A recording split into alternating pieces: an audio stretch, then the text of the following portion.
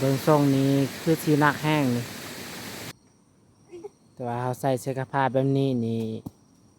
ก็หนักอยู่แต่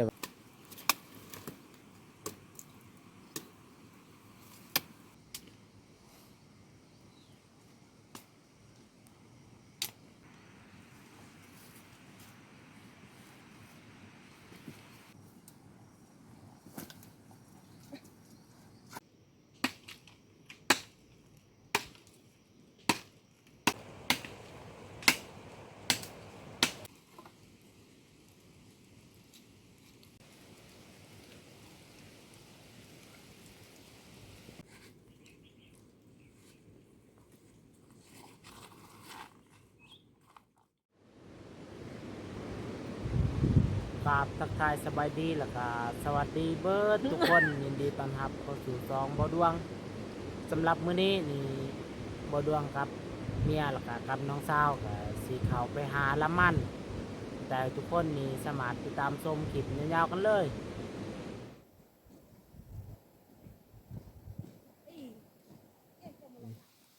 ตอนย่างนี่พอดีฝนตกเลยนี่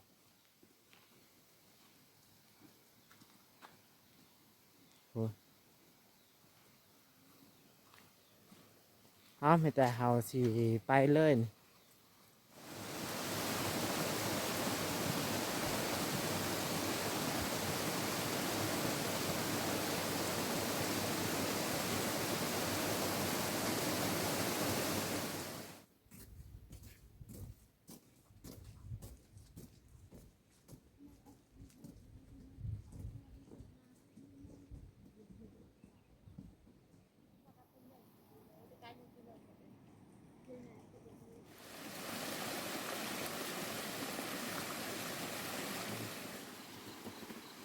ละมันแถวนี้นี่เฮาสิหานี่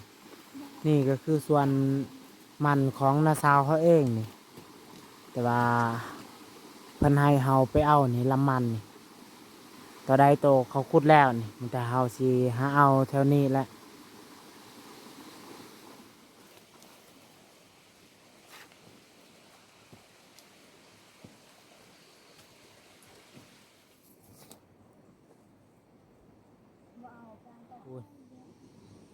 พวกน้าสาวนี่ถ้าให้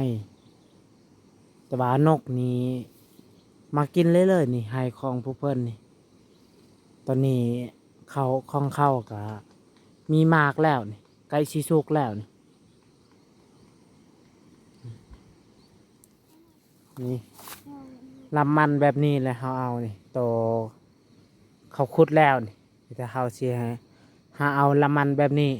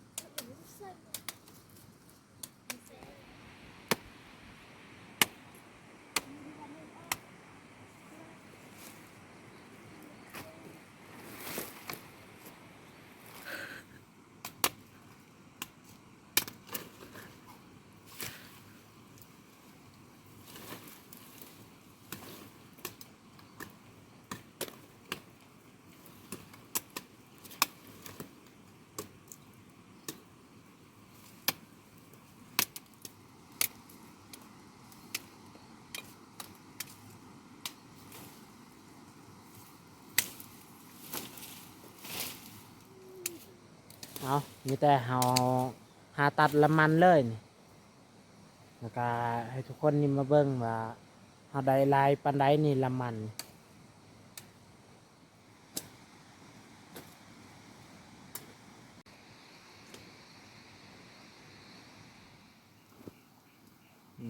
มีแต่เฮาสี่คนเลยนี่ลำตัวเฮาตัดแล้วนี่แต่เฮาสี่คนปลาบอลเดียวล่ะค่ะเฮามาเบิ่งว่าได้ลายหรือว่าบอลคันบ่ทันได้ลายนี่เฮาสิหาไม้เติมอีก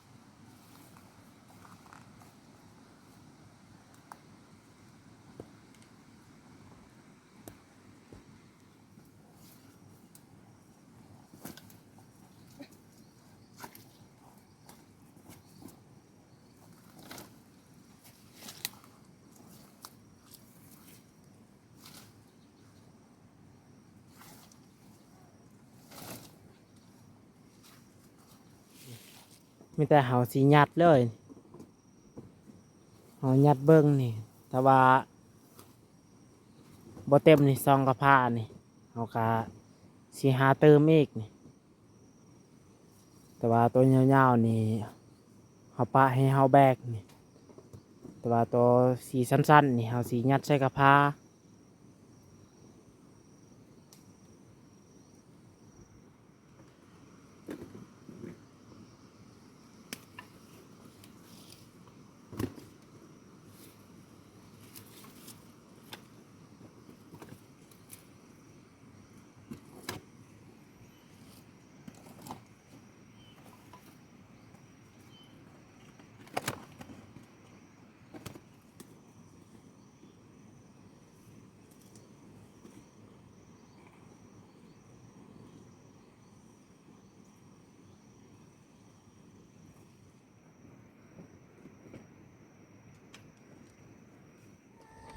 ตัวนี้ก็ซองกระพานี่ก็เต็มแล้วนี่มันแต่ว่าตัวเรือนี่เฮาสิแบกเลยนี่ตัวนี้นี่ของน้องสาวเฮาก็เต็มคือกันมีแต่เฮาสิแบกไปปะอยู่ไร่ของเฮาแหละลำมันตัวนี้นี่พอเฮาสิปลูกนี่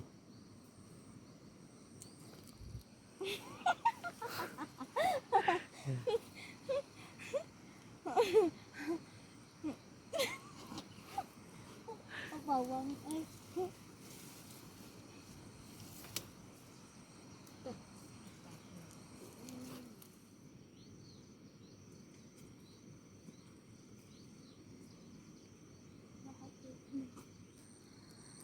นี่แหละของเฮานี่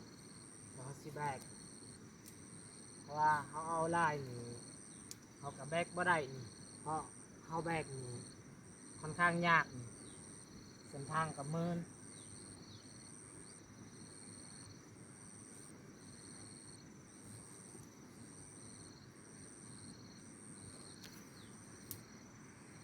แต่เฮาสิเมื่อเลยนี่โห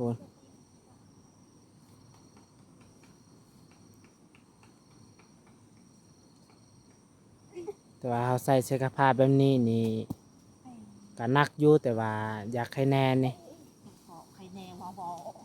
บ่คือตัวเฮาแบกนี่เฮาแบกนี่มันยากนี่บ่แม่นแนวอื่นดอกมันยาก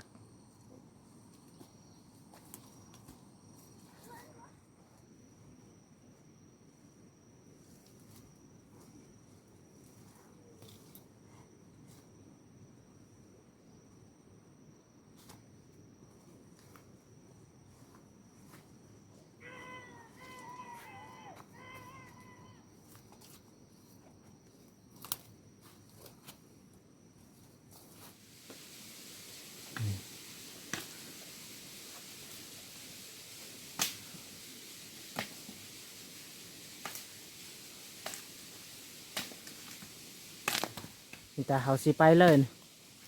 ส่วนเมียเฮากับน้องสาวกะพักอยู่นี่นี่เอาฟืนนี่จะหน่อยบัดไปปะละมันแล้วนี่กะกลับมาเอาฟืนอยู่นี่นี่แต่ว่าเฮานี่เอาไปเลยนี่เราจะบริพักในกระพานี่กะนักเติบแต่ว่ากะแค่แน่นี่บ่คือตอนเฮาแบกนี่เฮาแบกแห้งนักกลัวอีกแต่ว่าเมียเฮาอยากเปลี่ยนนี่ระยะแล้วเฮาว่าเฮาเป็นคนแบกนี่แต่ว่าเพิ่นเว้าเตงสิแบกเอานี่ให้คอยถือกระพาแบบนี้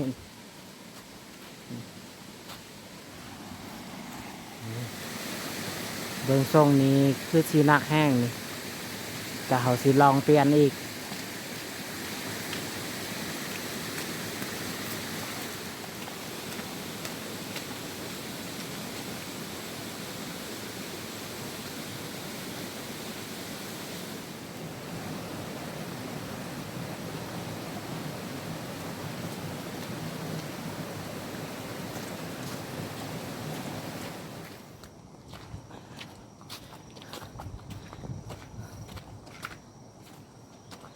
นี่นางพักผ่อนเลยปากก็จนไม่อยากออกนี่เมียเฮานี่คอมันหนักนี่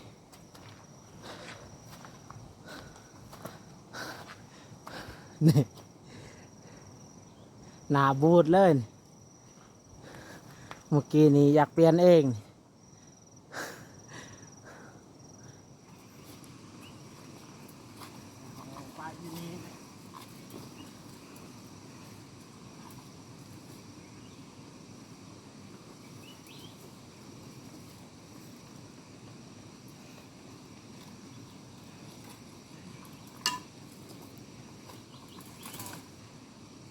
เนี่ยลาย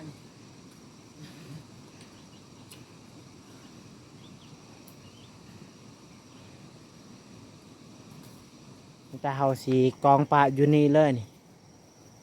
ละมันนี่พอนี่แหละทางขึ้นไฮของเฮานี่นี่อยู่เทิงแม่นไฮตัวเฮาสีปลูกมันฮั่น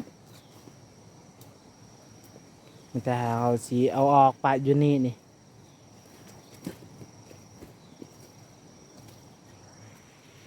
ให้เมียเป็นคนเอาออกนี่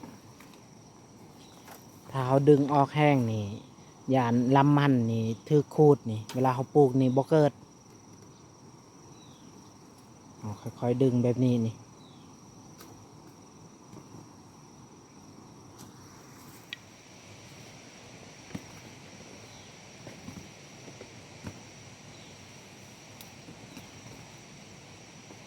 แต่เขาสิเมื่อเลยนี่น้องสาวกับเมียเฮานี่เพิ่นสองคนนี่สิเมื่อเอาพื้นนี่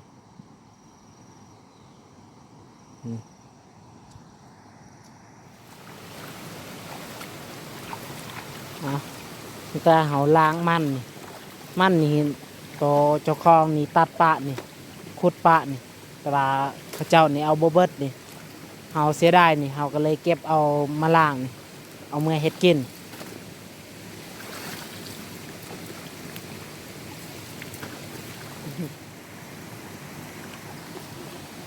นี่เมื่อกี้นี่หน้าโบดนี่เดี๋ยวนี้นี่แค่แน่แล้ว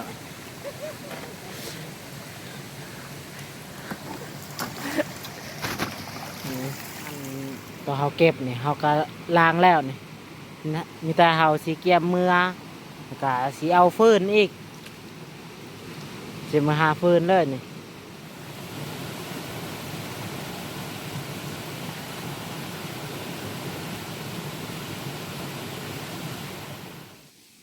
อย่าหายไปจนโลก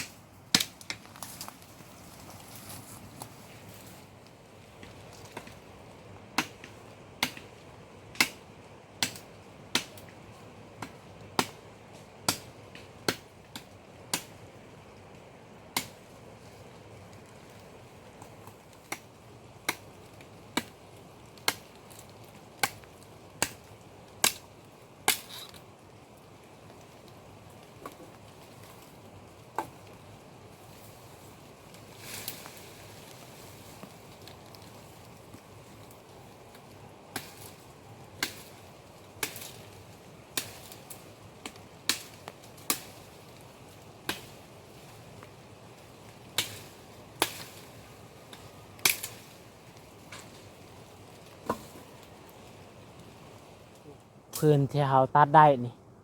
มีแต่เฮาสิเอาเมื่อยัดใส่กระพาเลยนี่พื้นตัวนี้นี่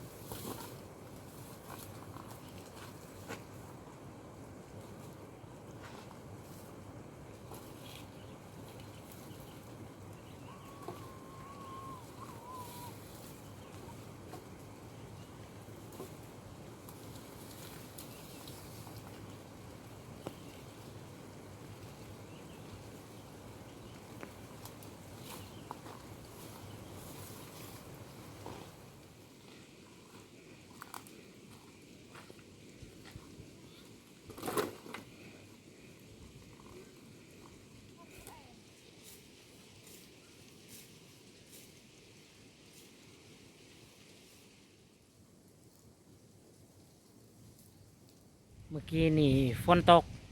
แต่ว่าเดี๋ยวนี้นี่เช้าตกแล้วนี่ทุกคนแต่เฮาสิให้เมียนี่เอาฟืนนี่ยัดใส่กระพาแล้วเฮาสิแกะเอาเมื่อบ้านเลยตอนนี้ก็เที่ยงแล้วนี่แต่เฮาสิเมื่อบ้านน้องสาวนี่ก็ยัดเรียบร้อยแล้วใส่กระพานี่แต่ว่าเพิ่นนี่ยังท่าเฮา2 คนนี่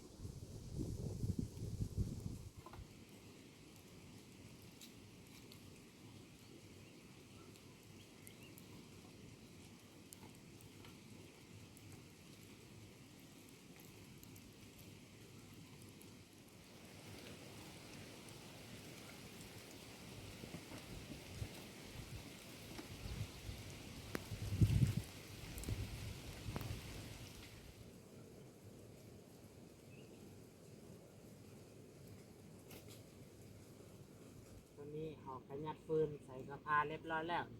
มีแต่เฮาสิเมื่อเลยนี่สิเที่ยวเมื่อบ้านเลย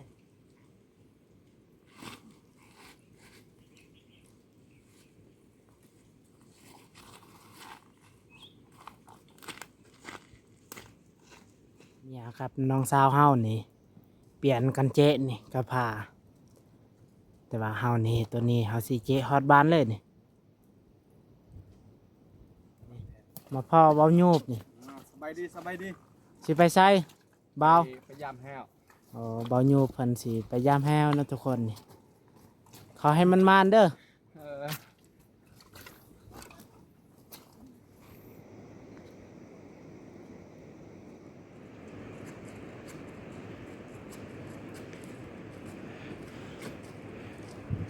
หนักลายทุกคนนี่เพิ่นนี่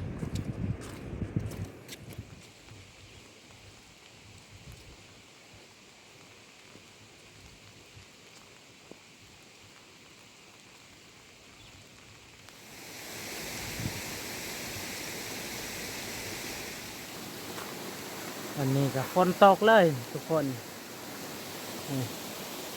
แต่ว่าเฮาก็พักผ่อนอยู่นี่คราวหนึง